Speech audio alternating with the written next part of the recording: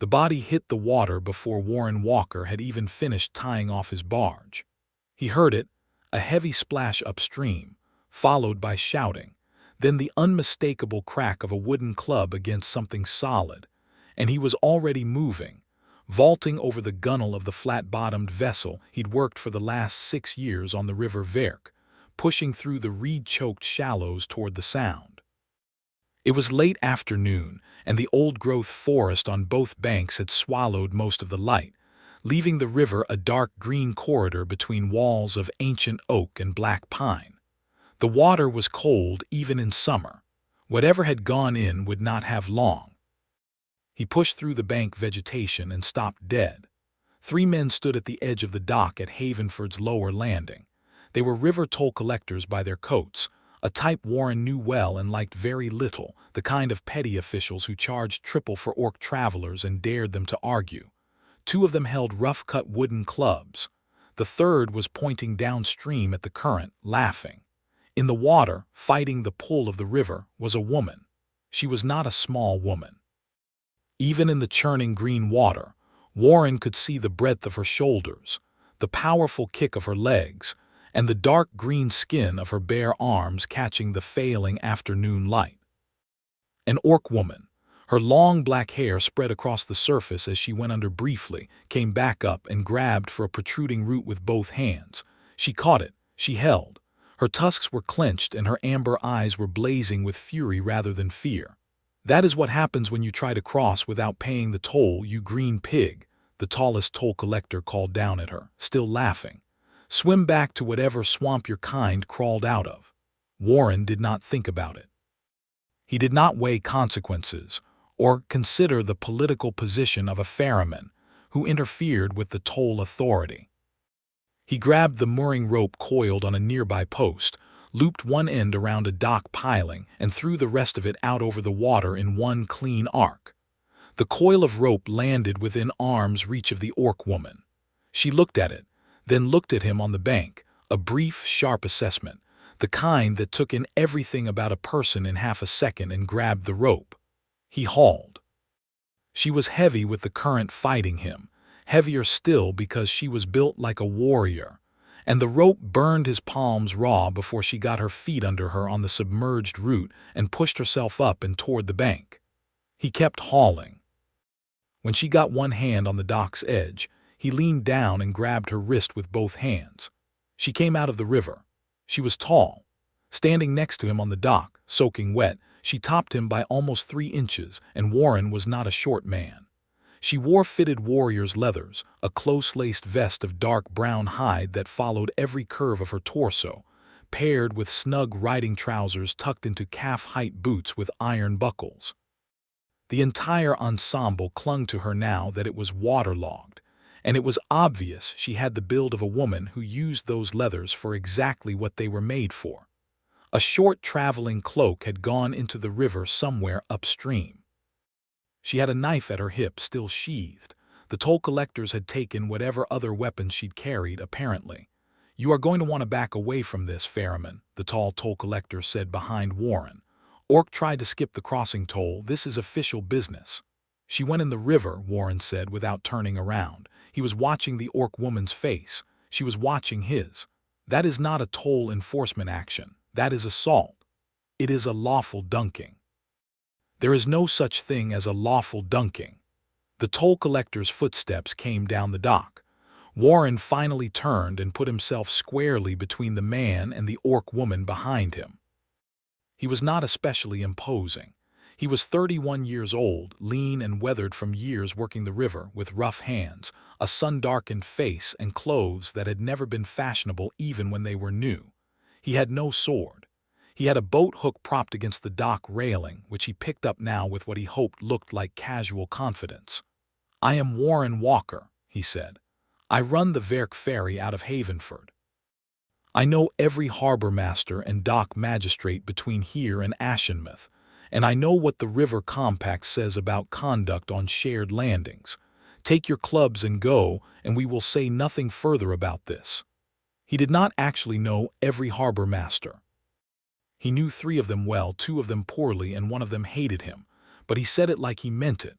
The tall toll collector stared at him for a long moment, then looked past Warren at the orc woman, and something in her expression, whatever it was she was doing with those amber eyes, made the man take a step back. "This is not finished," he said. "I expect it is," Warren said pleasantly. They left, all three of them, back toward the upper landing, muttering. Warren watched them go, then let out a long, slow breath and set the boat hook down before his hands could start shaking visibly. He turned back to the orc woman. She was wringing river water out of the end of her hair with one large, efficient hand, watching him with an expression he could not entirely read. She had high cheekbones, a strong jaw, and those pale amber eyes that seemed to catch whatever light the forest let through.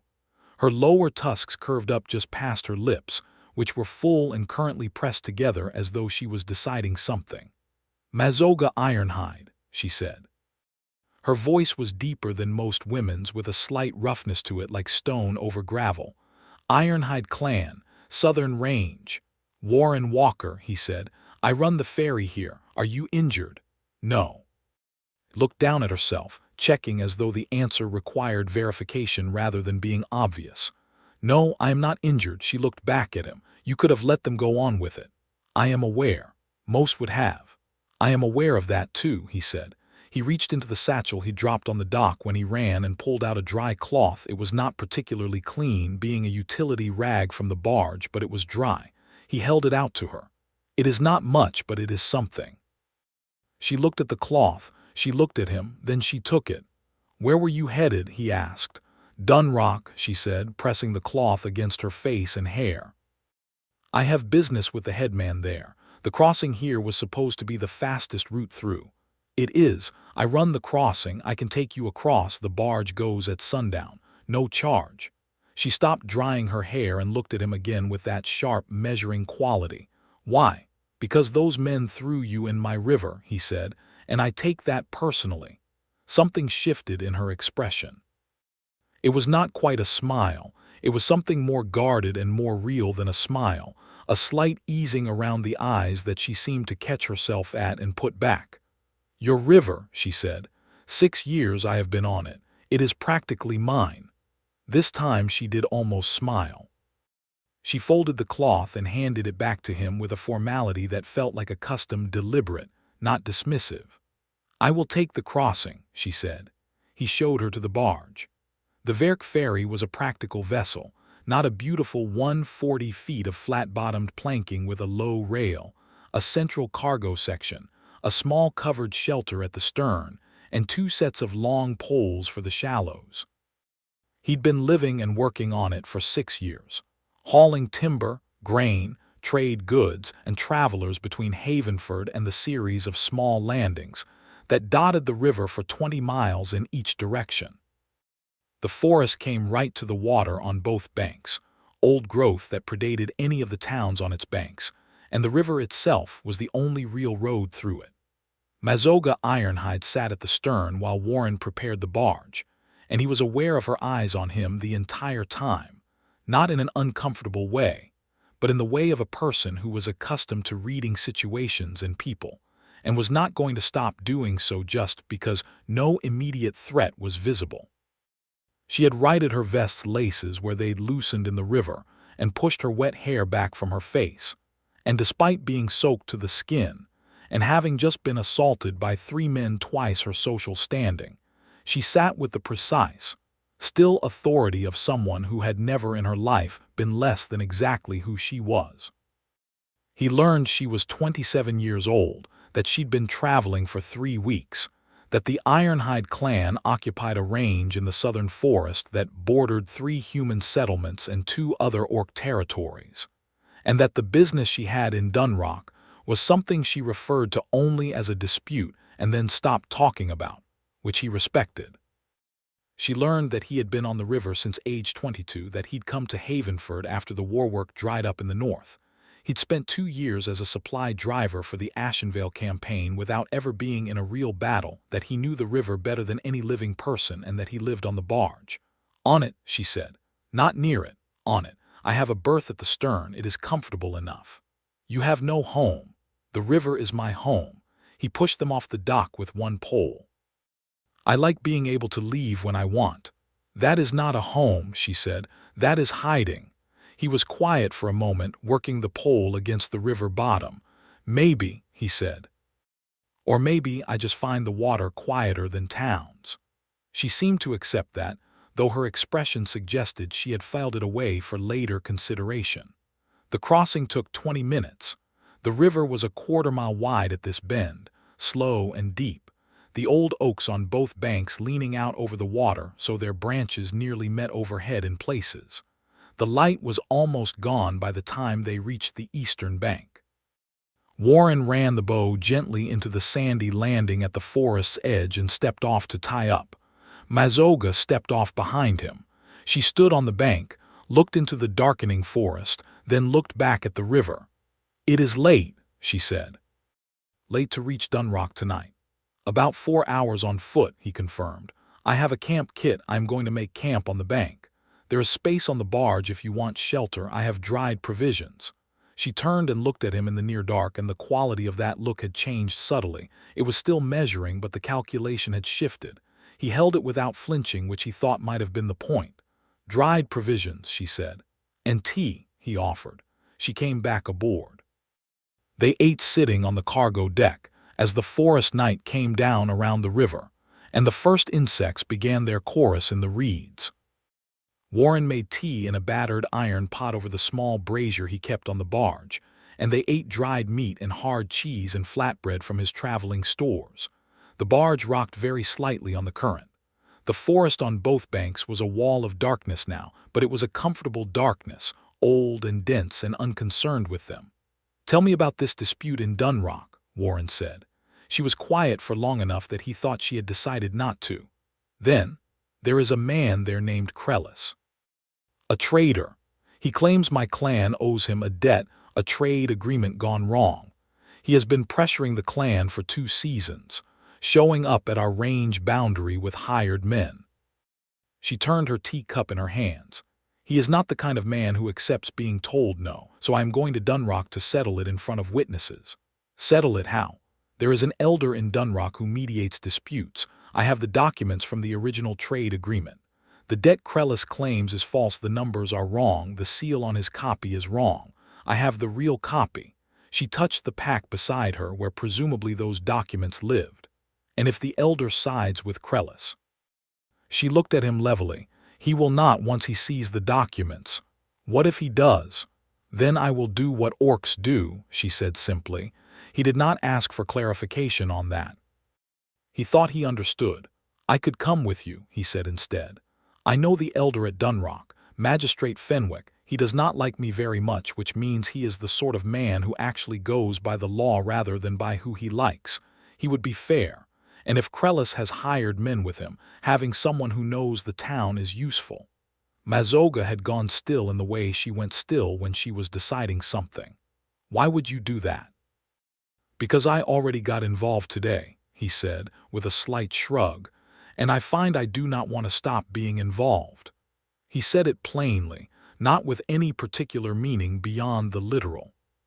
But the way she looked at him after he said it, that long amber look in the brazier's glow, made the back of his neck warm. "I leave at first light," she said. "I know the way." They slept on opposite ends of the barge that night, he in his berth and she under the stern shelter with her travel blanket, and Warren lay awake for a while listening to the river move past the hull and thinking about very little specific, which was usually how he knew something significant was happening. She was awake before him. He found her at the bow at gray dawn, crouched at the rail, watching a family of river otters navigate the shallows with the focused stillness of someone who had learned patience from the natural world rather than from any person. Her wet hair had dried overnight into loose waves, and the morning light caught the deep green of her skin and turned it the color of new leaves. She heard him, but she did not turn around. She pointed at the otters. He came and crouched beside her, close enough that he could feel the warmth she put off. She ran warmer than he did. He'd noticed that, and they watched the otters together in silence for a few minutes until the animals slipped away downstream. "Ready?" he said. "Yes," she said. They went to Dunrock. The forest path from the eastern landing to Dunrock was old and well-worn, cutting through the old-growth oaks under a canopy so dense that it was perpetual late afternoon under it even at midday. The path was wide enough for two to walk side by side, and they did, easily matching each other's pace. Warren was a long-legged walker. She was slightly longer-legged and moved with the controlled efficiency of someone who had covered great distances on foot. They moved well together, which he noticed. He told her about the river as they walked. Not the facts of it, the depths and currents and where the shallows were, but the things he'd learned about it over 6 years that went beyond practical navigation. The place 2 miles upstream where the river bent around a granite outcrop and the water turned silver at noon. The particular voice the river had after rain, lower and more urgent, like a conversation that had suddenly gotten serious. The way the old oaks grew down to the bank in one stretch, and you could hear the forest and the river talking to each other in the wind. She listened. She did not just endure the conversation the way some people endured things that didn't interest them. She actually listened, asking questions about the granite outcrop, about the seasonal variations, about the animals he'd seen in 6 years on the water. She told him about the southern range in return, the character of the forest there, different from this northern old growth, drier and more open, the kinds of trees that grew there and what they meant for hunting and forage, the way the Ironhide clan moved through their range in seasonal patterns that were as old as the forest itself. By the time Dunrock appeared through the trees, a cluster of stone and timber buildings around a central market square, with a long dock on the river that ran behind it, Warren knew more about the Ironhide Range than he'd ever known about any orc territory, and he was aware that she now knew more about his river than anyone he'd ever talked to. Dunrock was a river town, which meant it was accustomed to all manner of travelers and kept its prejudices private rather than public mostly. They got looks, an orc woman and a ferryman walking in together, her still in river-damp leathers, him carrying a folded copy of the River Compact in his jacket just in case, but no one blocked their way. The dispute hall was a low stone building at the square's edge. Inside, Magistrate Fenwick, a heavy-set man in his 60s who wore his authority like an old coat, comfortable, and a bit shapeless, was already in session. Another case. They waited. Krellis was already there when their case was called. He was a broad man in a merchant's good coat, with a thick beard and the particular blankness of expression that Warren associated with men who were accustomed to buying their outcomes and saw no reason to look worried. He had 2 hired men with him, which were not allowed inside the hall but were visible through the window. Ironhide clan representative, Fenwick said, without inflection. Present your complaint. Mazoga stood and presented her documents. She was precise, unhurried, and devastatingly clear.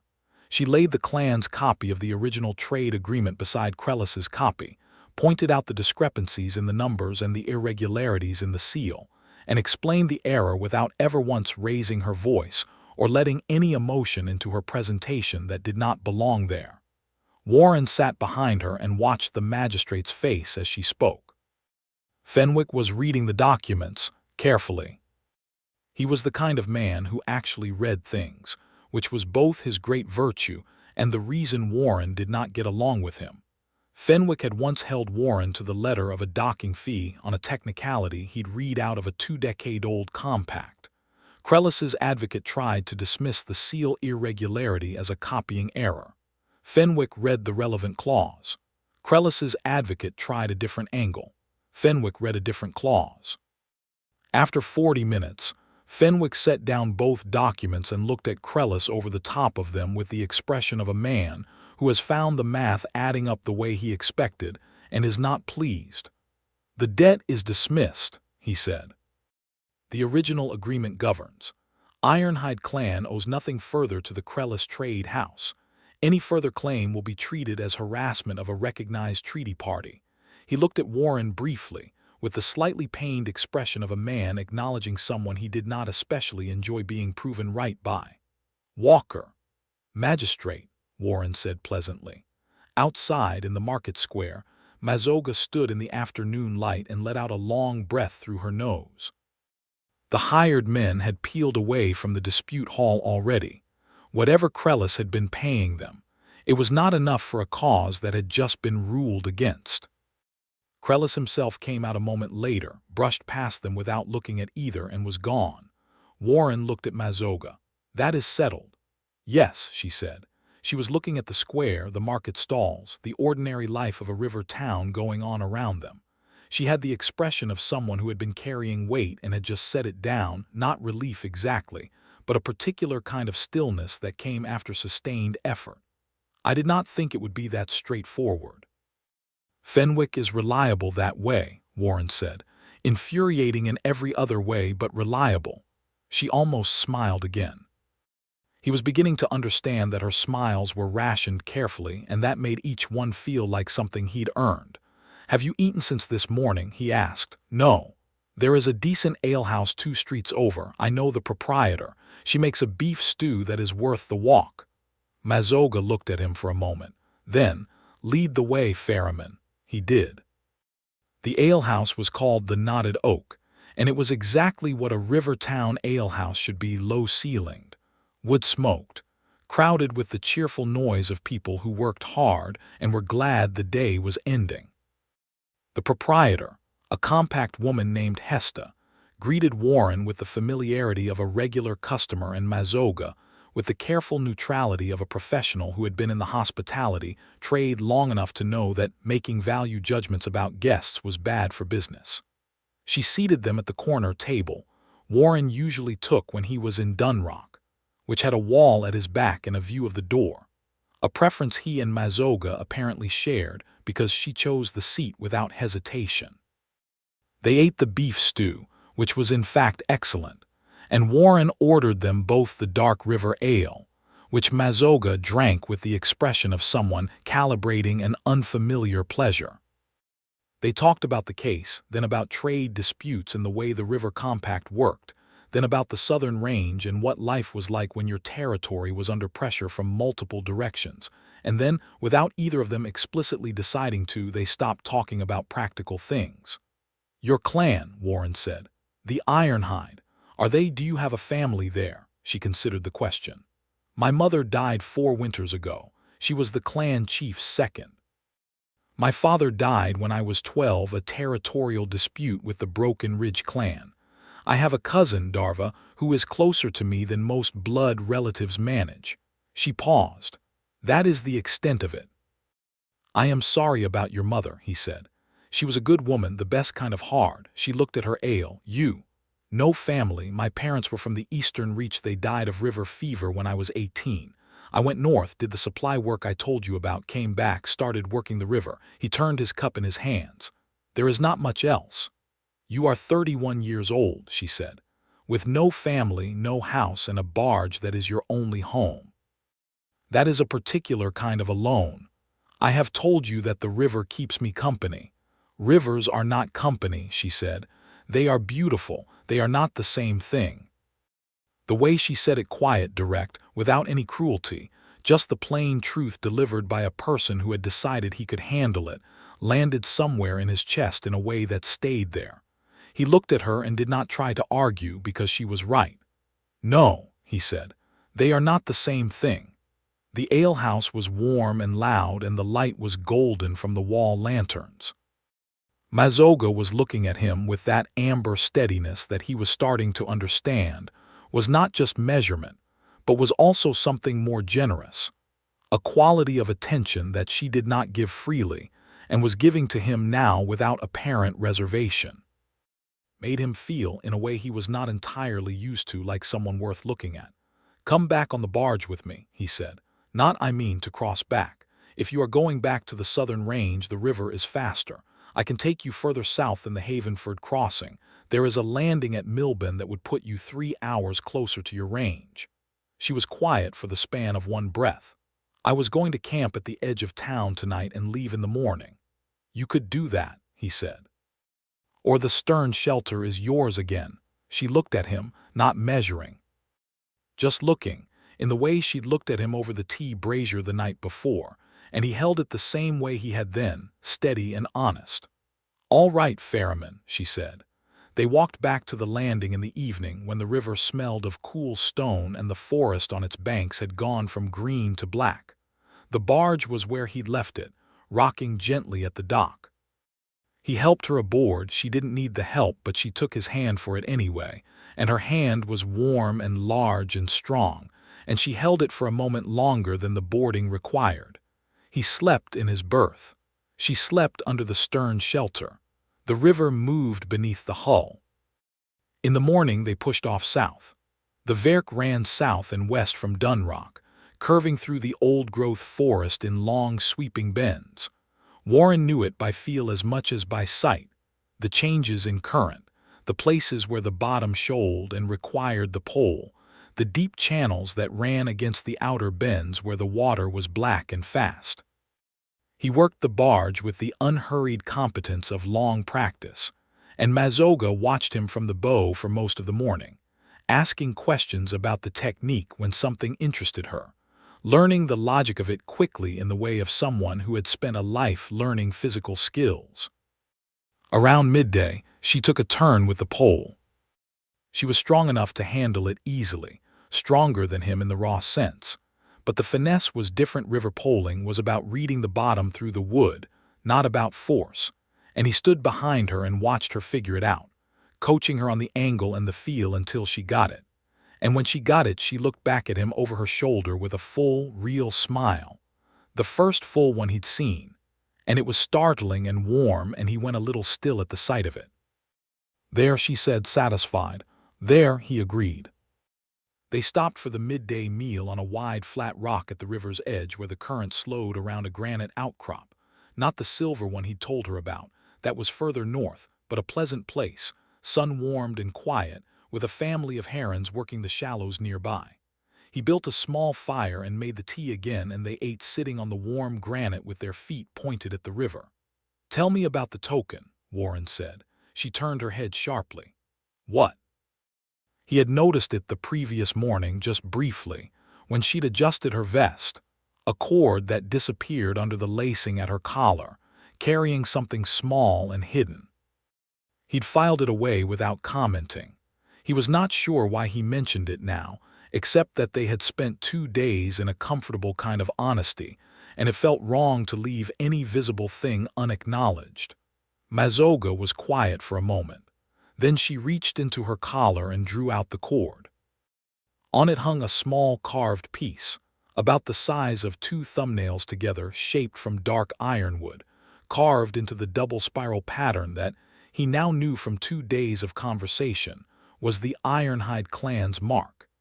It was worn smooth on the raised edges, the kind of wear that came from years of being handled. There was a small chip on one spiral that did not diminish the carving but gave it history. "Clan token," she said. "Every Ironhide carries one. They are made when a member comes of age, carved by the chief, marked with the clan seal." She held it in her palm, turning it slightly. "Mine was made when I was 18. My mother was at the ceremony." She closed her fingers over it. "I am told it is old-fashioned, wearing it always. Most of the younger clan members keep them in their packs. I wear it." "Why?" She put it back under her collar. "Because she held it at the ceremony when she gave it to me. And because every time I feel the weight of it, I remember that there are people who would notice if I did not come home." He said nothing. He thought about 18 and both his parents dead, and the eastern reach, and going north toward work because there was nothing else to go toward. He thought about the barge and 6 years on the river. He thought about her saying rivers are not company. "I have been on this river 6 years," he said, "and I have met a lot of people crossing it. Most of them I have forgotten inside a week." She looked at him sideways. "I am not going to forget you," he said. Not a declaration, just a fact, stated the same way she stated facts, directly and without ornamentation. She looked at him for a long time with the amber eyes. "No," she said finally, as though she was both confirming and deciding. "I do not think you are." They reached the Millbend landing late in the 3rd day, as the forest was doing its dusk thing with the light, turning golden and then bronze and then letting it go. Warren brought the barge in against the dock with the practiced ease of a man who had docked thousands of times, and they tied up in the quiet of a landing where no other vessels were moored and no other people were present. Millbend was not a town. It was a dock and a cleared area at the forest's edge where travelers could camp, and a single weathered storage shed that sometimes held supplies and sometimes held nothing. The trail south from here was what she needed. She would camp here tonight and make the border of her range tomorrow evening. Mazoga stood on the dock with her pack over one shoulder and looked at him with an expression that was the most unguarded thing he'd seen from her, which was not entirely guarded at all but was something more complicated. "Thank you," she said, "for the crossing, for Dunrock, for all of it." "It was good company," he said, "better than the river." She almost smiled. Then she reached into her pack and drew something out, a small object, smooth and dark, that she held out in her open palm. He looked at it. It was an ironwood carving, not the same as her token, smaller, plainer, a single spiral rather than the double ironhide mark, with a simple incised line at its base. A piece of ironwood she had carved herself, he realized, probably over the evenings of the last 3 days because he had seen her with a small knife doing something he had not thought to look closely at. "Ironhide custom," she said. "When someone outside the clan does a significant service for the clan, they are given a plain token. No clan mark, that is only for blood members. But it means they are known to us. It means that if they come to our range, they are welcomed." He took the carving from her palm. It was warm from her hand. "If I come to your range," he said. "If you come to my range," she said, "or if I come back to the river." He closed his fingers around the token. It was small and fit inside his fist, smooth and warm. "I will keep it," he said. "I know," she said, as though she had already decided that about him. She went south into the forest. He watched until the old oaks closed behind her, and there was nothing to watch but the trees. He went back to the barge. He put the ironwood token in the inside pocket of his jacket, close against his chest, and he left it there. He kept it there for 3 years. The first winter after Millbend, he thought about her often with no particular hope attached to it, the way you think about something that was real and good and is done. He heard nothing from the southern range, which was not surprising. He ran his ferry. He carried timber and grain and the occasional traveler.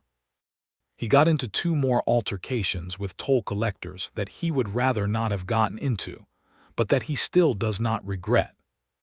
In the spring of that first year, he heard a rumor in Havenford that there had been trouble in the southern range, a territorial dispute with the Broken Ridge clan, the same clan that had killed Mazoga's father. He heard it from a passing merchant who'd come up the river route and knew nothing useful beyond the bare outline. He turned the token over in his pocket for a week before the rumor resolved into nothing further, and he concluded she had handled it. In the summer of the second year, a young orc man came through on the ferry, tall and serious, traveling north, who wore the double spiral mark of the Ironhide clan on his belt.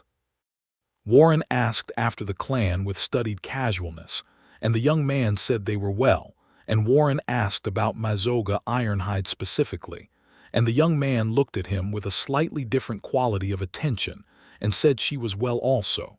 He did not ask anything else. He did not want to push past whatever boundary that conversation might be testing. The third year brought changes to the river. The trade routes shifted after the Millbend landing was upgraded. The river compact brought in 2 new ferry companies, and the competition cut into his income substantially.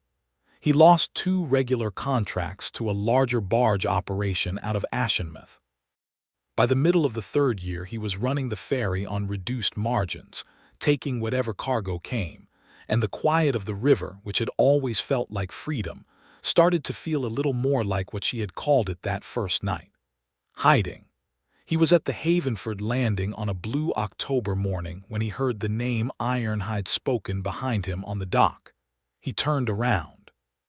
The man speaking it was a broad, dark-coated figure, with the look of someone who dealt in information, a courier of some kind, or a political go-between, speaking to one of the dock officials. Warren caught only fragments, something about a challenge, something about the fall tribunal, and the words Mazoga Ironhide in a combat trial. He went over.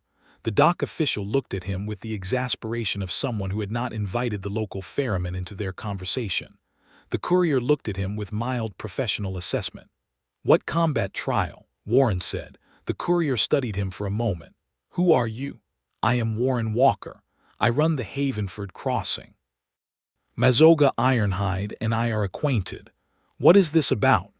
The courier glanced at the dock official, who shrugged with the eloquence of someone who had no investment in the outcome. The courier looked back at Warren.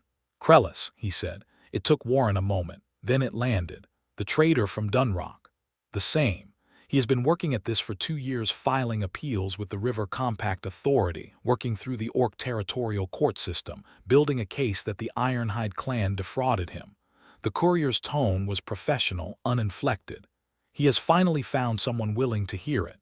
There is a tribunal scheduled in Ashfall for the new moon, 3 weeks. The Compact Authority has agreed that the old dispute settlement can be reopened if Krellis can produce supporting witnesses."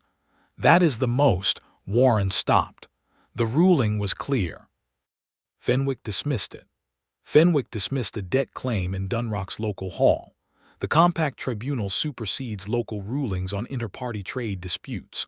Krellis knows the law better than you might expect. The courier paused. "There is a further complication. Krellis has challenged the Ironhide clan's representative to personal combat under the old Orc Compact, articles the ones that allow a contested party to demand trial by combat if they claim the documentary evidence has been falsified. He claims Warren felt a cold settling happen somewhere in his thinking. He claims the documents Mazoga showed at Dunrock were falsified. His documents were the falsified ones. He claims hers were. And under the Orc Compact articles, if a combat challenge is accepted, or if the challenged party cannot field a champion, the Compact Tribunal treats it as admitting the falsification." The courier folded the paper he'd been referring to and put it away. "The Ironhide clan representative has 3 weeks to appear at Ashfall or the debt ruling defaults against them." 3 weeks, Warren said. 3 weeks, the courier confirmed. The barge was loaded. It was supposed to go east with a timber shipment. He paid the dock hand who'd been waiting to help load to unload it again, absorbed the penalty from the timber contract, and was on the river going south inside 2 hours. He told himself it was because he had been involved in the original case and had an obligation. He told himself it was because he knew the document evidence and could speak to it at tribunal. He told himself the fact that she'd been on his mind at a slow, steady pull for 3 years had nothing to do with it, and told himself that, until he stopped believing it, which happened somewhere around midday when the river bent south and the old growth closed over the water, and he admitted the truth plainly, the way she always stated things. He had not stopped thinking about her because he did not want to stop thinking about her. He had been on this river for 3 more years and it still was not company. He had kept the token every single day because it was the only thing in his jacket that mattered, and if that was not something then, he did not know what to call it. He reached Milben by evening and took the south trail on foot, sleeping 1 night in the forest on his travel bedroll, and reaching the edge of the Ironhide range by midday of the 2nd day. He knew he was on their range before any person appeared. The trees changed subtly, the undergrowth pattern was different, and there were marks on the bark at trail intervals that he recognized from what she described. He stopped at the first mark and waited. A young woman appeared from the trees to his left. She was 20 or so, green-skinned, armed with a short hunting bow, and looking at him with the mixture of suspicion and professional calm that he associated with guards. "I am Warren Walker," he said. "I am looking for Mazoga Ironhide. I have business with the clan." The young woman's eyes went to his jacket, then back to his face. "What business?" He reached into his jacket and drew out the ironwood token. The plain one, the single spiral, 3 years old and worn smooth from daily carrying.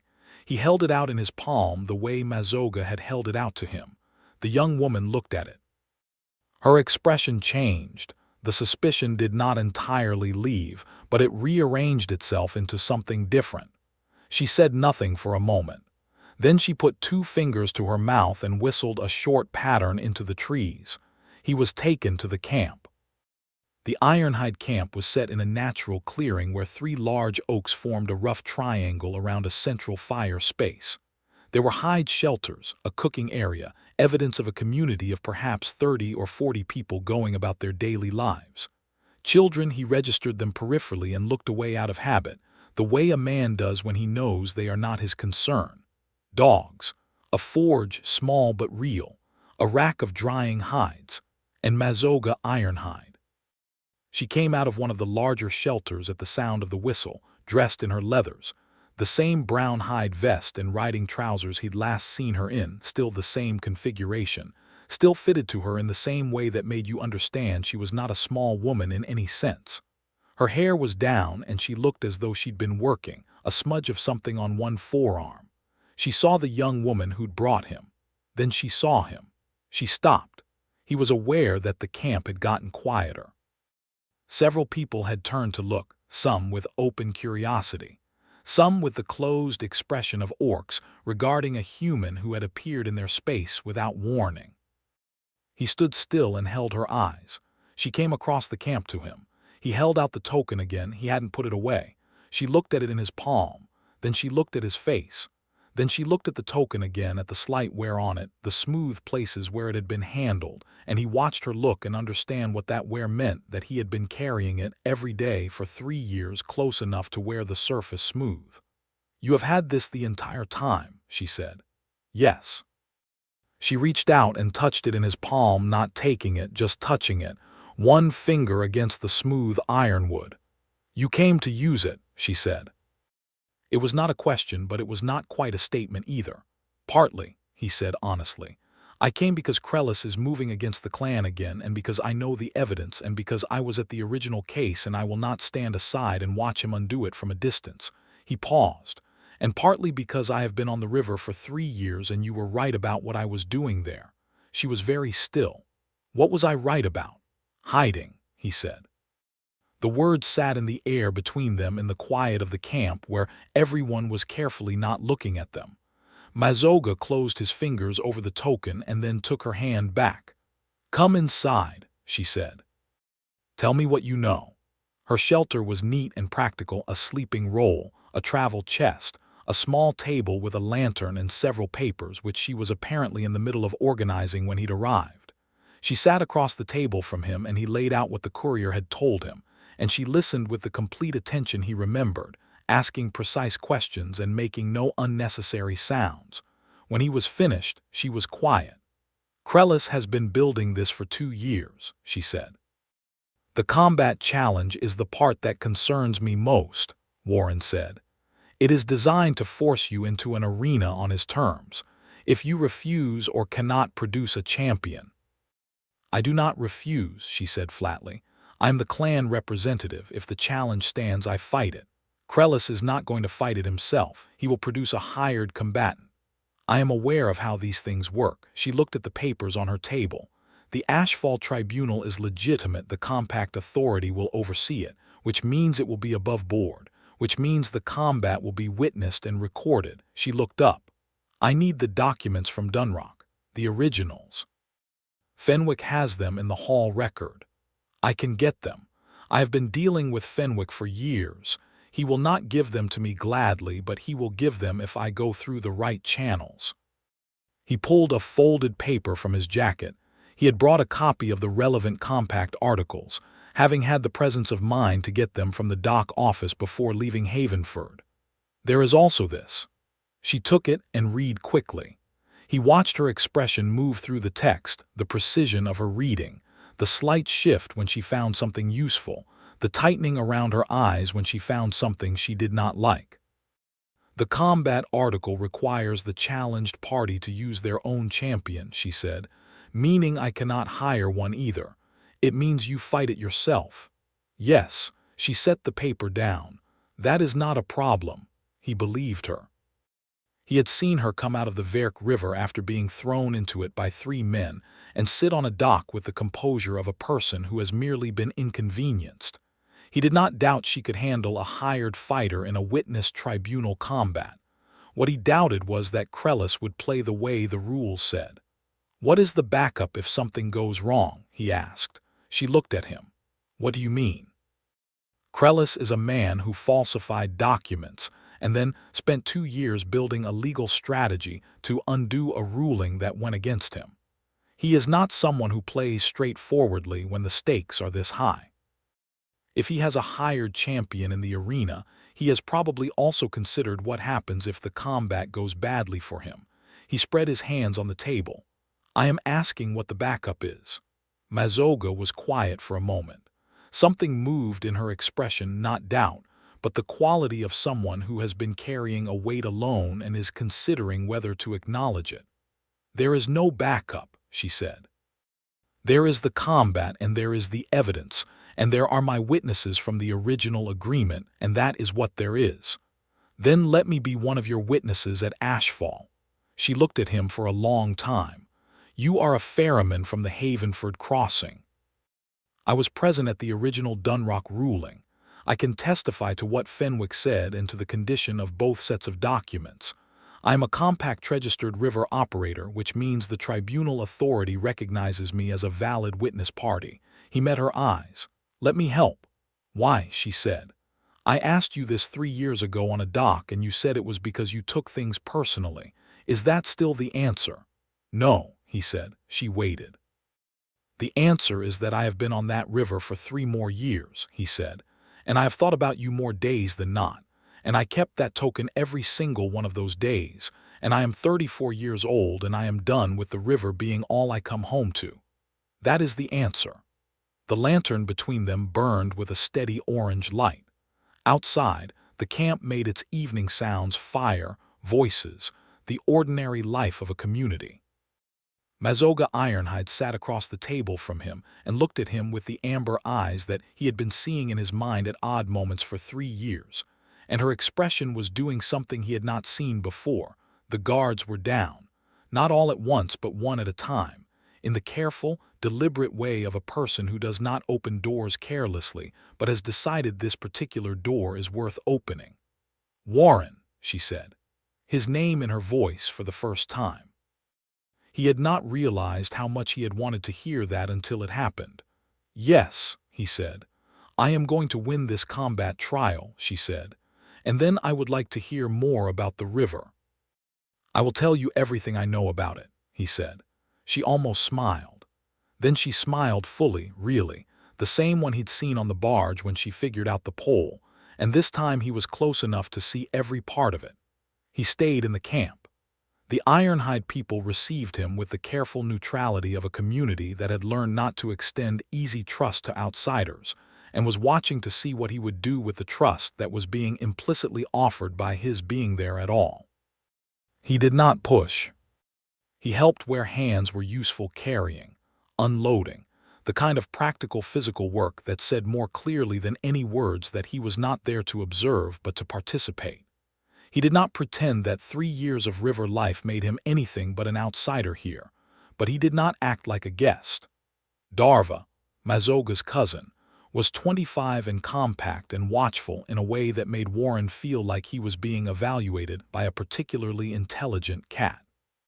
She found him on the second morning helping restock the camp's firewood and stood next to him without speaking for long enough that it was clearly intentional.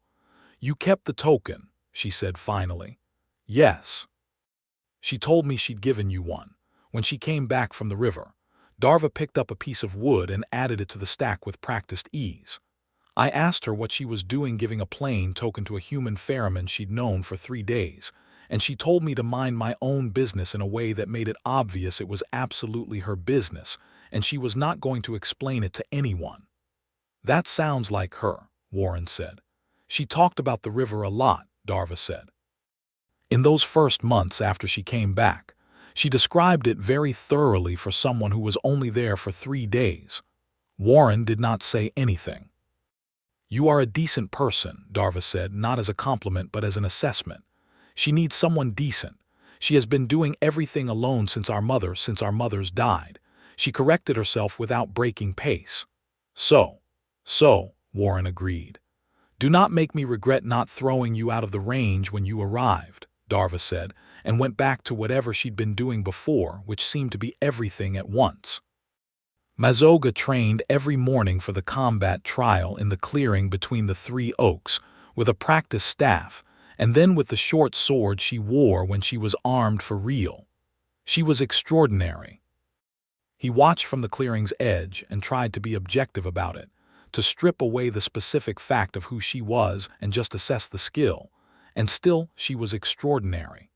She moved with the clean economy of someone who had never learned to show off, who had spent years building practical efficiency rather than impressive flourish, and the result was something more dangerous than anything decorative. He joined her on the 3rd morning.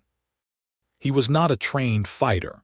He had a knife, the same one he'd carried since the supply work in the north, and a working knowledge of how to use it that was more survival than art. But he could use a staff roughly, and she put one in his hands without ceremony, and proceeded to educate him over the course of an hour in the gap between what he thought he could do and what was actually useful. She was not gentle about it. She was clear, direct, and accurate, and she corrected him without cushioning the correction. And by the end of the hour he had a much better working knowledge of a staff and considerably more respect for anyone who had trained seriously. They were both breathing hard when she called a stop. She had not gone full effort against him. He would have been flattened in 30 seconds if she had, but she had gone real enough that it counted. "You are not terrible," she said. "Remarkable praise," he said, catching his breath. "I mean it genuinely." She took the staff back and set it against the oak. "You have the right instincts. You read the opponent instead of just hitting. That takes longer to teach than technique." "You are an excellent teacher," he said. He was still a bit winded. She looked at him with a slight warmth that was becoming the thing he looked for in her face now, the way you learn to find north in a new forest. "You are trying to flatter me." "I am stating a fact," he said, "which I believe you appreciate more." "I do," she said, and the warmth increased. He got the documents from Fenwick. He made the 3-day river journey back to Dunrock, collected the original hearing record, and the document copies from Fenwick's hall with all the enthusiasm of a man pulling splinters, returned to the camp, and spread everything on Mazoga's table where they went through it together, until they were both satisfied they had the clearest possible picture of what had happened at the original hearing, and what the combat tribunal needed to see. On the night before they left for Ashfall, they sat at the camp fire after the rest of the clan had quieted, and the forest was doing its deep night thing around them, the old oaks holding the darkness in their arms, the fire the only light, the sky a narrow strip of black and stars between the canopy. She was sitting close to him, close enough that her shoulder was against his. She had let that happen by small degrees over the days in the camp, narrowing the space between them without comment, in the patient way of a person who was accustomed to moving through the world on her own terms. "Tell me what you think happens in Ashfall," she said. "I think you fight whoever Krellis puts up and you win," he said. "I think the tribunal sees the evidence and upholds the Dunrock ruling. I think Krellis runs out of legal mechanisms after this and leaves the clan alone. And if something goes wrong, then we adapt," he said. "I am not going to let you go into that tribunal alone." She was quiet for a moment. The fire popped. An owl called from somewhere in the old oaks. "Warren," she said. "Yes." "In 3 years on your river," she said, "did you miss it after you left?" He thought about it honestly. "I thought about it. I thought about you on it. That is mostly what I thought about." She turned her head to look at him. Their faces were close in the firelight, and the amber of her eyes was deep and warm with the fire in them, and he could see the slight curve at the corner of her mouth that was a feeling she was choosing not to hold back. "I thought about the river," she said. "Every time I was in the forest in the dark, I thought about the sound of it, about the otters." She paused. "About you working the pole, about having tea on the flat rock. About being right that it was not company," he said. "About that too," she said. He reached up and touched her jaw with one hand, very lightly, giving her every opportunity to pull back if that was what she wanted, and she did not pull back. She turned into his touch instead, a small turning, and he kissed her. She kissed him back. It was not a gentle kiss, and it was not a tentative one. It was the kiss of two people who have been building towards something for 3 years and know it, and are not interested in understatement. She had her hand on the back of his neck, and the kiss was warm and real and tasted like wood smoke and the camp's dark tea, and when it ended, he rested his forehead against hers, and neither of them moved for a long moment. 3 years, she said softly, her voice at a low register that did something to the back of his spine. I should have come sooner, he said. Yes, she said. She said it with a warmth that was not reproach but was something fiercer, a kind of fiercely felt affirmation that he was there, and she was glad. She ran her thumb along his jaw in a gesture that was tender and deliberate and very specifically hers. I am glad you came now. They left for Ashfall in the morning, Mazoga and Warren and Darva, who was going as clan witness, and a young man named Gret who was the clan's secondary for the combat if anything prevented Mazoga from fighting, which she made clear was not going to happen. Ashfall was a larger town than Dunrock, set at the confluence of the Verk and a tributary called the Ash, a 5-day journey south from the Ironhide range. They went on foot through the old forest, camping each night, and the travel had the quality of something that was genuinely companionable. The 4 of them fell into a rhythm quickly, Darva and Gret carrying the supplies and the conversation between themselves, Warren and Mazoga walking together, talking or not talking as the miles went. On the second night she took his hand when they lay down to sleep, and he held it, and she was asleep before he was, breathing slow and steady beside him in the dark, and he lay awake for a while with the warmth of her hand in his, and thought that this was the most correct thing he had felt in a very long time. On the 3rd day they came out of the forest at a river crossing that was a ford rather than a ferry, the water shallow and fast over smooth stones. Warren knew the crossing, he'd been through it twice on foot in previous years. It was knee-deep at its shallowest and hip-deep at its deepest point, with a current that was manageable but required attention. He went across first to check the depth, came back, and they crossed in a line. The water was cold and the stones were slick, and halfway across, Gret lost his footing on a submerged stone and went sideways.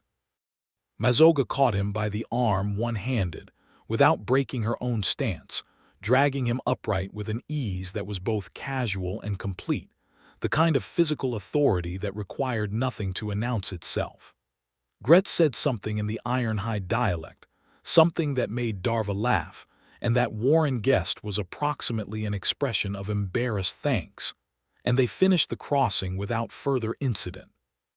On the bank, Mazoga shook the water from her boots with the same unself-conscious competence she applied to everything, and Warren caught her eye and smiled, and she looked at him with the warmth he now recognized as specifically his, the look she had that was different from every other look she gave, and his whole chest went warm. They arrived in Ashfall on the 5th day. Ashfall was a proper town, walls around a center, market streets, an inn with a real stable, a compact authority office that was a full stone building rather than a local hall. The tribunal was scheduled for 2 days after their arrival, which gave them time to file their witness papers, review the evidence with the compact authority clerk, and locate Krellis. He was at the inn. Of course he was. He had arrived with 3 men, one of whom was broad and silent and moved with the quiet, balanced economy of a hired fighter, and a compact lawyer in a good coat. He saw Mazoga in the inn's common room on the evening of their arrival and did not speak to her, which was almost more troubling than if he had. He simply noted her presence with the flat interest of a man who has made his calculations and is satisfied with them. Warren noted the hired fighter. He had seen the type before, from the supply work days, not someone learning the job, but someone who had been doing it a long time. He was perhaps 40, with close-cropped hair and a particular way of sitting that said his back was always to a wall because that habit had become structural. That night in the room at the inn that Mazoga and Warren were sharing, the inn's proprietor had raised an eyebrow that Warren had met with a look of complete equanimity, and the proprietor had taken the room fee and moved on. Warren sat on the edge of the bed and thought about the hired fighter. "He is good," he said. "I know," Mazoga said. She was at the window looking at the town's night lights on the water. "He has been doing this a long time." "I know that too." She turned from the window. "Are you worried?" "I am practical," he said. "I think you can handle him. I also think you should not need to because the document evidence is clear and the tribunal authority should see that before the combat even becomes relevant." "The combat challenge was filed first," she said. "Under the compact articles it takes precedence." "I know." He folded his hands on his knees. "I want to make sure the evidence is as visible as possible, so that when you win the combat, the tribunal upholds the ruling without additional argument." She came away from the window and sat next to him on the bed, close, the way she had been close on the barge, on the forest path at the fire. Her presence next to him was warm and solid, and she smelled of the forest and the long journey and herself, a particular combination that he had completely memorized without trying. "You have been worrying about this since Havenford," she said. "Yes. You do not need to worry about the combat on my behalf." "I am not worrying about the combat. I am worrying about Krellis." He looked at her. "He has put 2 years into this. Men who put 2 years into something do not stop because the first plan failed." She considered this. "What are you thinking?" "I am thinking we make the evidence so clear and so well witnessed that there is no secondary play possible." He reached into his jacket and laid the document copies on the bed between them. "I want to go through these again tonight. Both sets, his and yours. I want to know every discrepancy by name so that when I give witness testimony, I can speak to each one without referring to notes." She looked at the documents, then at him. Her expression was the careful, unguarded thing it had been across the fire, the thing that was becoming the primary fact of his existence. She reached over and put her hand flat on the documents between them. "Warren," she said. "Yes." "I am glad you are here," she said. "Not just because of the tribunal, because you are here." He put his hand over hers on the documents. "I am not going anywhere," he said. "Good," she said, and leaned in and kissed him again, and the documents could wait for half an hour. The tribunal was held in Ashfall's Compact Authority Hall, which was large enough for 50 witnesses. It was nearly full. Word of the case had circulated in the region. An Orc clan challenge was unusual, the combat article being rarely invoked, and there was the quality of spectacle to the attendance that Warren did not like but could not do anything about. Krellis and his lawyer sat to one side. Mazoga, Warren, Darva, and Gret sat to the other.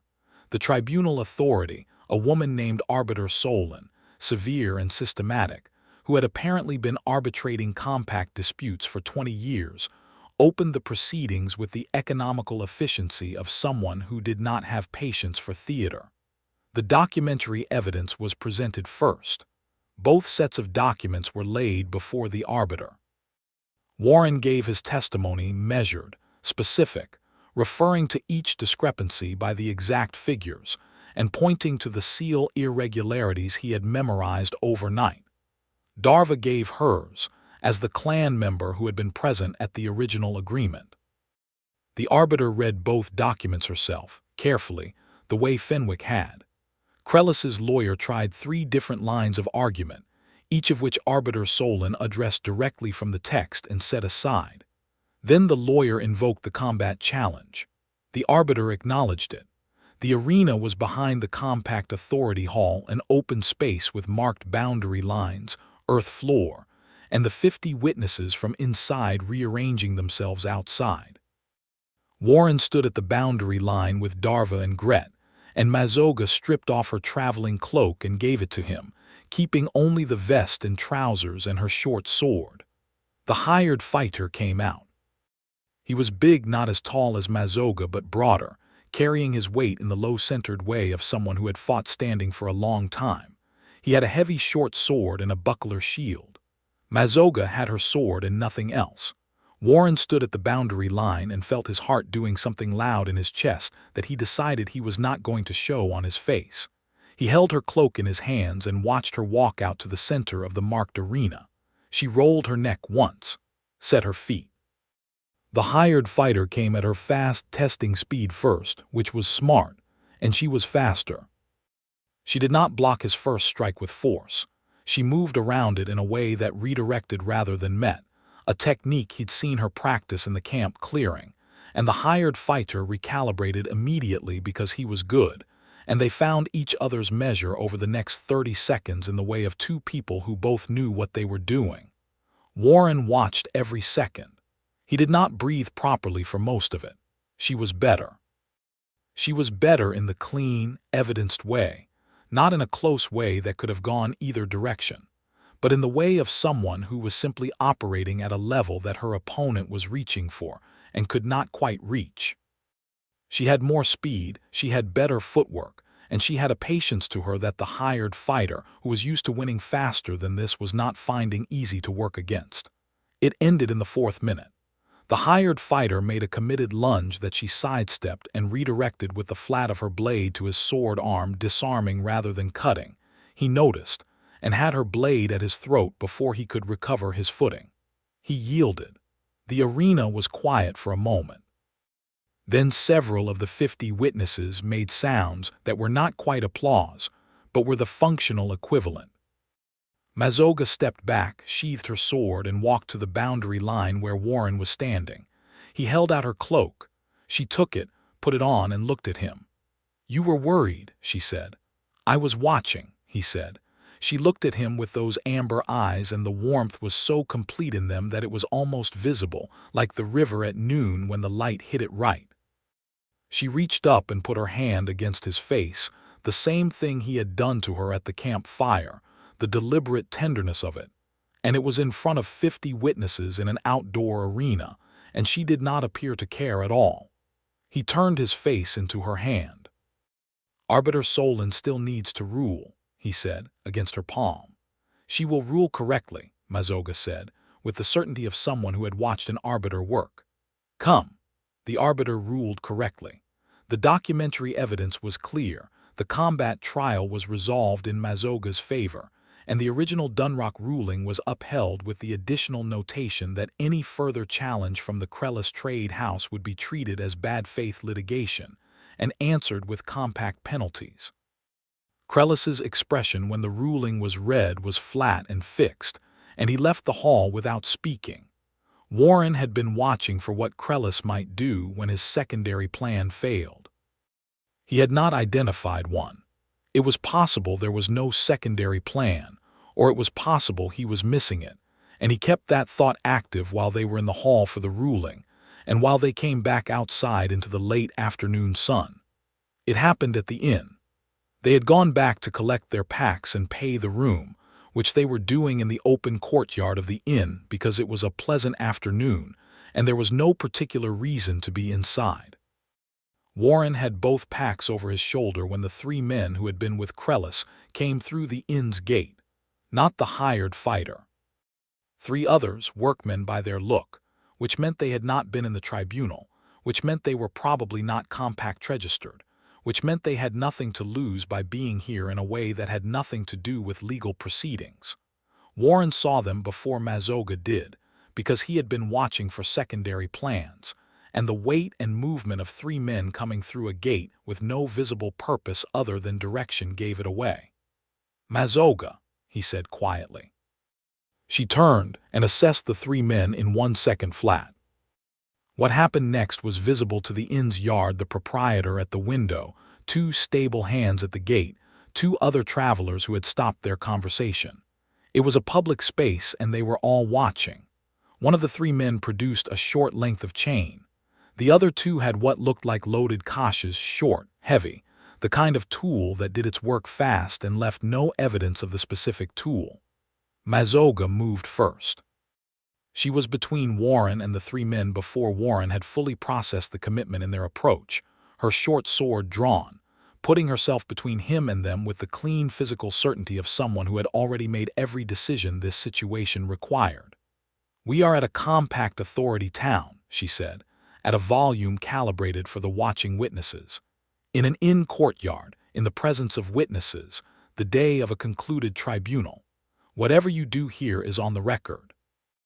The three men looked at the sword, and at the watching witnesses, and at each other. Warren came up alongside her, not in front, because she was handling this, but beside her, which was where he was going to be. He did not have a sword. He had the boat hook from the barge, which he had kept in his pack as a walking staff, and which he pulled out now, holding it the way she had taught him to hold a staff, in a way that was practical rather than impressive. The stable hands at the gate had stepped back but had not gone anywhere. The proprietor at the window was visibly present. The three men with chain and caches looked at two people standing side by side who were not running and apparently were not going to. One of them, a sword-armed orc woman who had just beaten a professional fighter in a witness tribunal, and was looking at them with the calm of deep water. And one of them, a lean ferryman with a boat hook who was looking at them with the particular steady patience of a man who has made a decision and is comfortable with it. They left. Not quickly enough to be obviously running, but quickly enough that everyone present understood what had happened. They went back through the gate and did not return. Mazoga watched until they were gone. She sheathed her sword. She turned and looked at Warren beside her with his boat hook, and her expression did the specific thing it did that was just for him, the complete warmth of it, and then she did something he did not expect. She laughed. It was a real laugh, low and deep and genuine, briefly helpless, the kind of laugh that came out of tension and relief and the sheer absurdity of the moment. He had not heard her laugh before.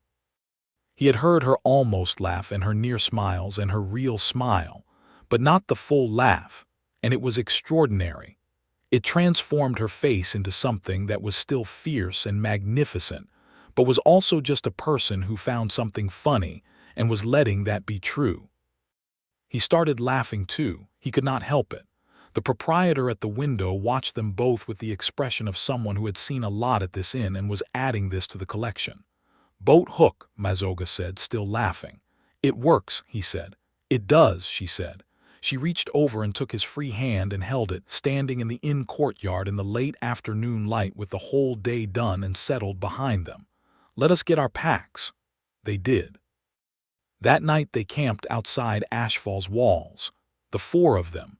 Darva had found the laughing in the courtyard episode either entertaining or meaningful or both, based on her expression, but she said nothing about it directly, which was the most tactful thing Warren had observed her do. Gret built the fire and cooked, and they ate in the comfort of people who have been through something real together and come out the other side of it. After Darva and Gret had settled for the night, Warren and Mazoga sat by the fire, and the old forest was close around them again, the same dark, patient presence it had always been. He was aware of a particular feeling, the one that came after things were resolved, when what had been urgent was finished and what remained was just what was real.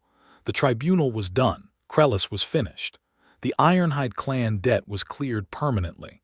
They had days of walking back through the forest ahead of them, unhurried this time, without a destination or a deadline, and beyond that, "What do you want?" she said. She was watching the fire.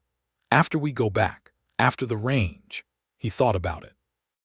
Not about what was practical or what was possible or what a ferryman on a river could reasonably expect from his life, just about what he actually wanted, in the plain way she always spoke. "You," he said. "I want to be near you. I want to come back to the range when I am not on the river, and I want you on the barge when you can be on it, and I want this." He gestured at the fire and the camp and the pair of them sitting next to each other. "This specifically, whatever it is." She turned to look at him. "I know it is not a plan," he said. "I know the logistics are, Warren," she said, "complicated, and you are the clan representative and I am a ferryman and—" "Warren," she said again firmly, and he stopped. "Yes. In Ironhide custom," she said, "when a warrior finds someone they want to keep their person, their chosen, there is a ceremony. It is private, not public, between two people." She paused. "The warrior marks their chosen with a bite just here." She touched the point where his neck met his shoulder, and her fingers were warm and careful. "It means claimed. It means this person is mine and I am theirs, and that is not going to change." He was very still. "I want to do that," she said. "With you, if you want it." "Yes," he said without hesitation. She looked at him for a moment, the amber eyes very steady, very warm, very sure. Then she leaned in and kissed him first, a long and deliberately warm kiss, and when it ended her mouth moved to the place she'd indicated at the base of his neck, and she pressed her lips there first, soft, and then she marked him with a careful bite, not brutal, not bloodying but real, a mark that would be there for days, a claiming that was unmistakable. He felt it all the way down his spine. She pulled back and looked at him, and he felt his pulse everywhere. "Mine," she said quietly, simply, in the way she said true things. "Yours," he said, "and you are mine." She raised her chin slightly, not a challenge but an affirmation. "Yes," she said. He kissed her again, and the fire burned low around them, and the forest held them in the dark. The walk back to the Ironhide range was 5 days of a different quality than the walk to Ashfall, slower, unhurried, the journey itself mattering more than the arrival. They took turns at the lead on the trail and talked for hours and fell into long silences that were not empty. He told her about the eastern reach, about the supply work, about the years he'd been on the river and the specific texture of that life. The pre-dawn fog on the water, the way the current changed with the seasons, the people he'd carried who'd left impressions on him and the ones who'd faded without landing. She told him about her mother, about the ceremony where she'd been given the token at 18 and her mother holding it beforehand, the warmth of her hands on it. About the first time she'd represented the clan in a formal dispute, at 21, terrified under the practiced calm she'd learned from watching her mother, and how she'd found that the practiced calm became real calm if you held it long enough.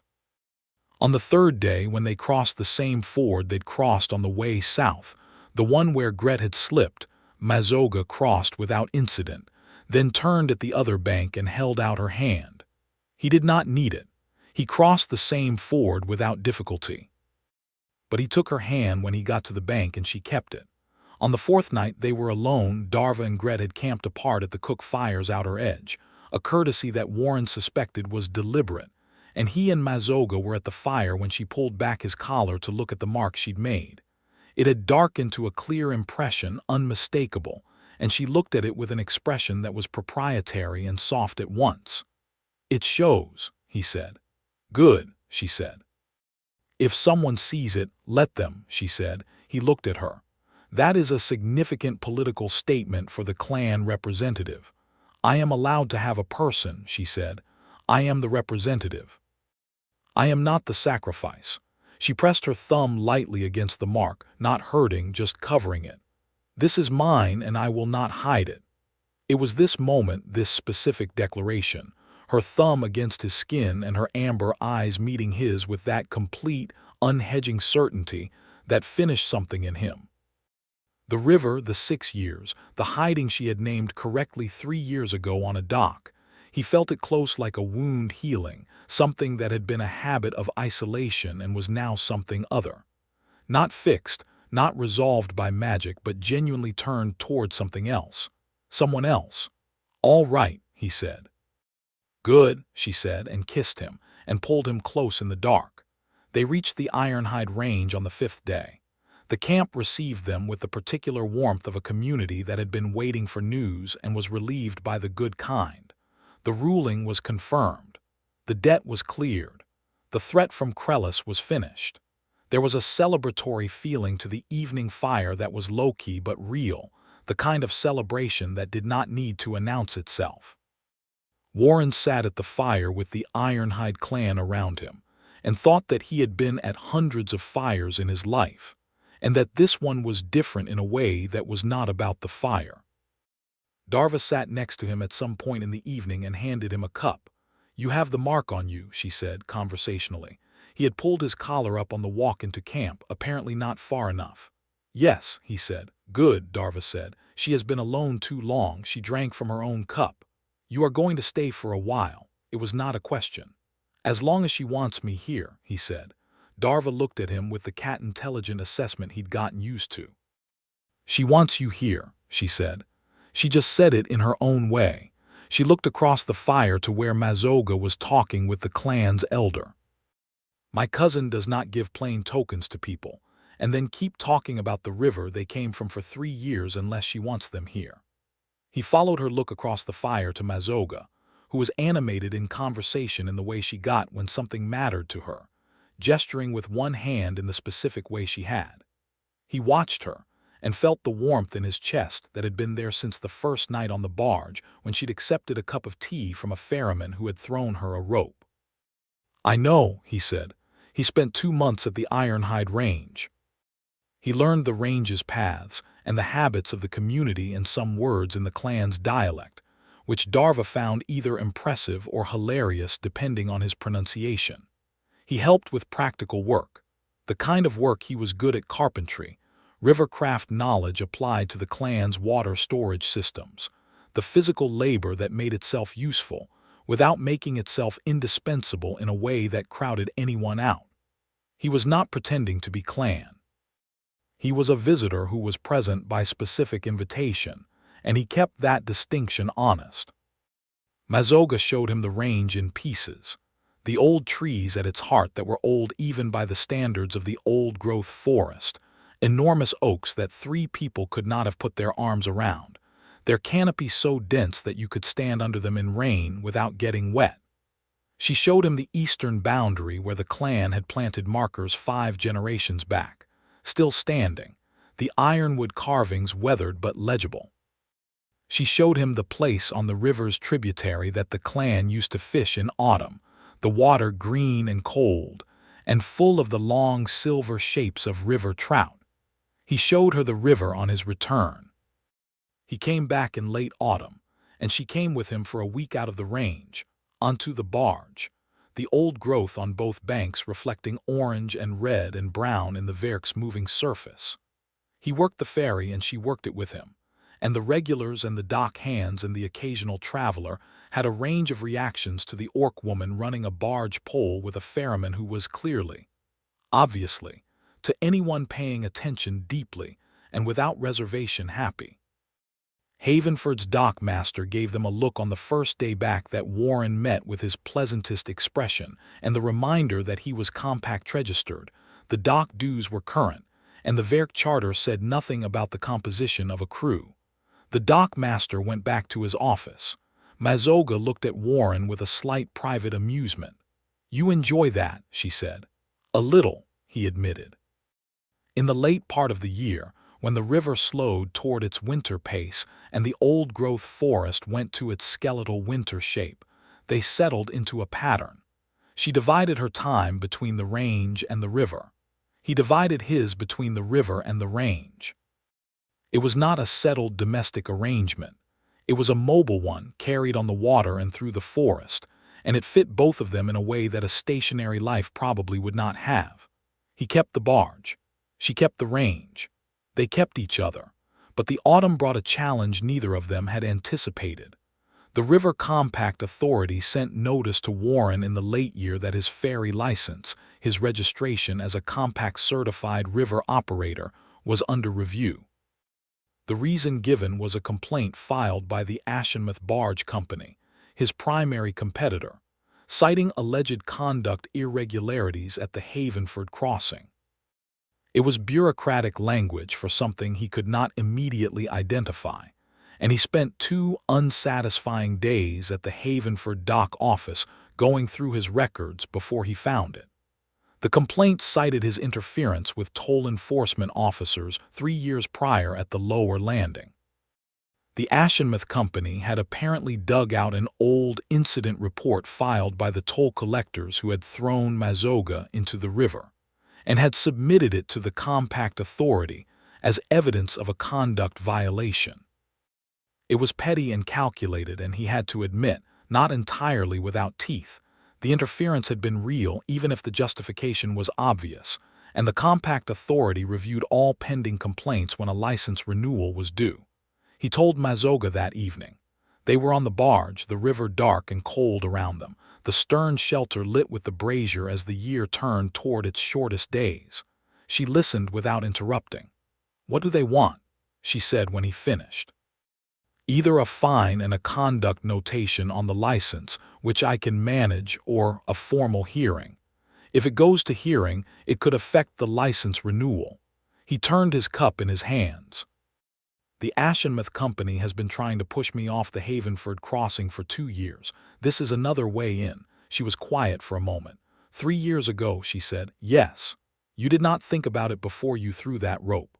"No," he said. "If you had," she said, "I still would have thrown the rope," he said. She looked at him. "I know," she said. "That is who you are." She set down her cup. "I will go to the Compact Authority."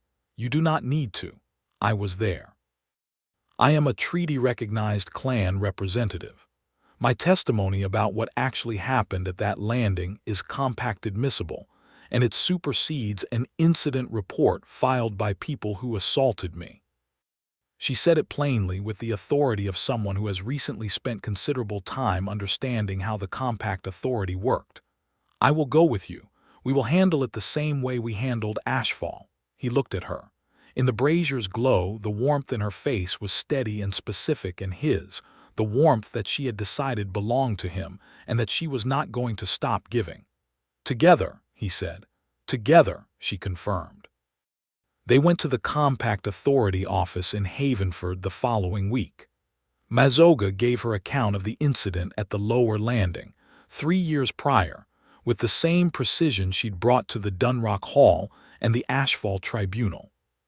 She named what had happened: the assault, the unlawful entry into the water, the nature of Warren's intervention, and cited the relevant compact protections for treaty party members on shared river landings.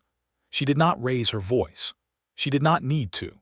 The authority clerk read the incident report again in the light of her account and the relevant compact provisions, and wrote something in his ledger that looked significant. The complaint was dismissed. The license renewal went through without notation.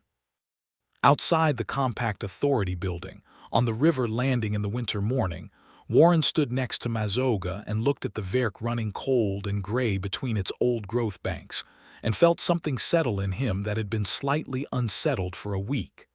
"There," he said. "There," she said, and took his arm. They walked back along the landing together. The river moved alongside them, gray and sure, and full of its own long purpose, and the forest on both banks was winter-bare and magnificent, the old oaks holding their shape against the sky with the authority of things that do not need their leaves to be what they are.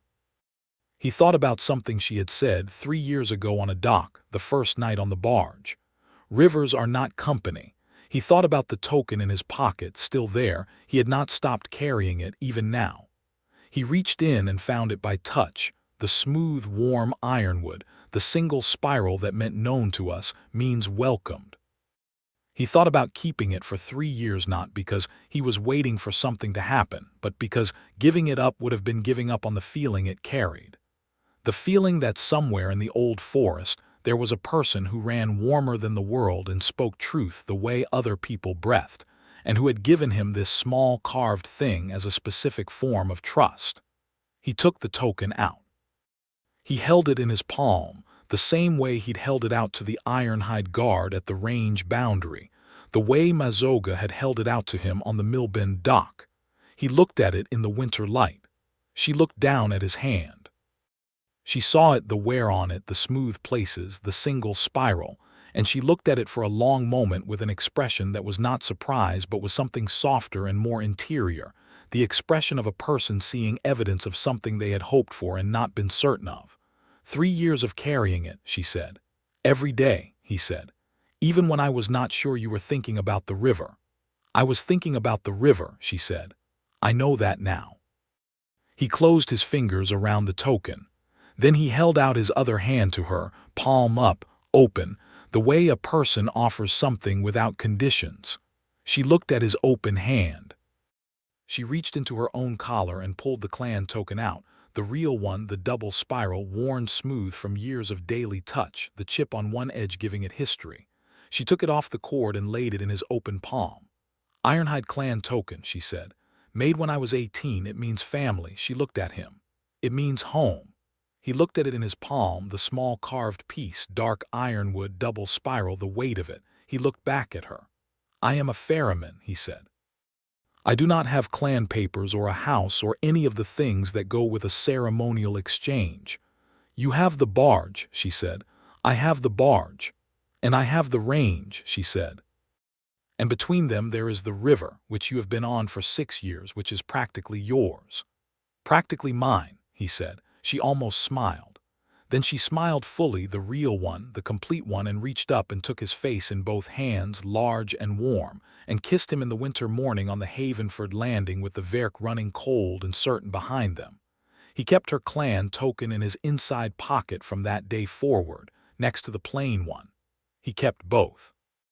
The barge ran the Verk in winter and spring, and summer and fall.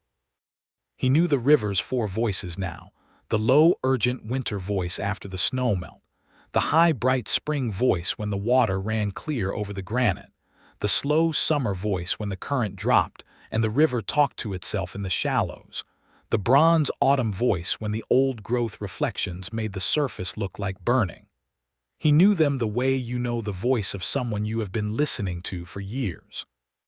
She came and went between the range and the river, carrying the responsibilities of the clan in one direction and coming back to him in the other, and each return was particular, not the reunion of an absence, but the return of a person to the place they had decided to be.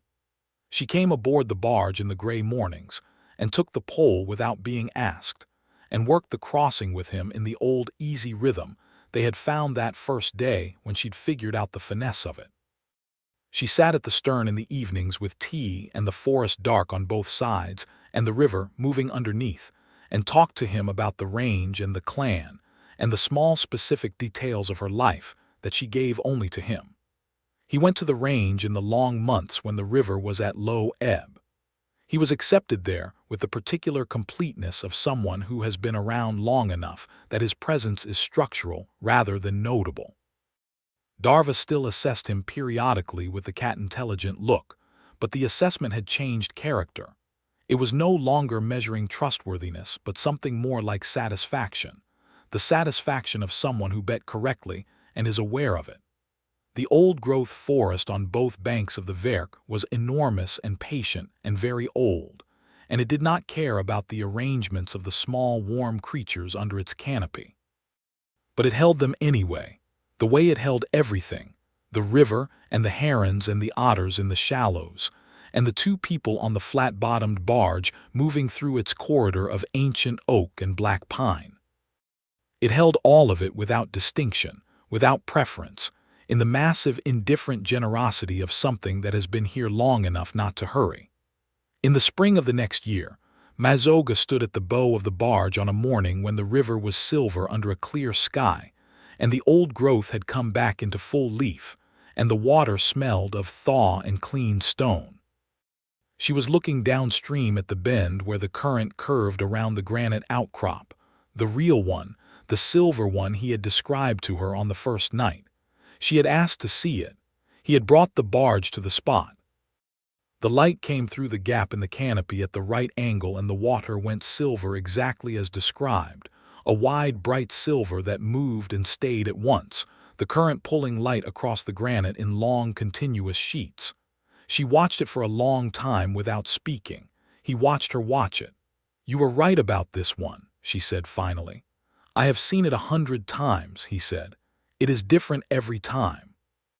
She turned from the water and looked at him direct, full, the amber eyes in the morning light. The token was at her collar, and his were in his inside pocket where they lived. The mark he wore was long since faded into skin, but she still touched it sometimes, the specific touch of acknowledgement, mine and I am yours. "Warren," she said. "Yes." "I am not leaving," she said. It was not a question, and it was not something she was saying for reassurance. It was the kind of statement she made when something was simply true and she wanted it said plainly, aloud, in the real world where true things deserve to be spoken. "I know," he said. "Good," she said. The barge moved on the current, slow and steady, down the silver river through the old forest. It had places to be, and they were on it, the two of them, going the same direction at the same speed in the good warm morning, the water carrying them forward the way rivers do, without rush, without hesitation, because it knows where it is going and has been going there since before anything else was in the picture. He was not hiding any more. She was not alone any more. And the river, which was not company, ran on underneath them both, full of silver light and long certainty, holding them as rivers hold everything fully, completely, and without needing to be asked,